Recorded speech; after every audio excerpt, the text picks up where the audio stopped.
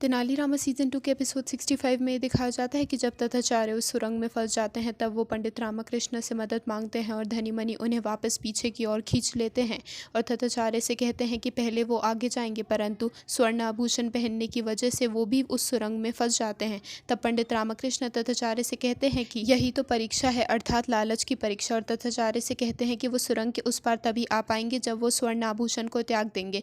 फिर धनी मनी और तथाचार्य उन स्वर्ण आभूषण को त्याग देते हैं और उस सुरंग को पार कर लेते हैं।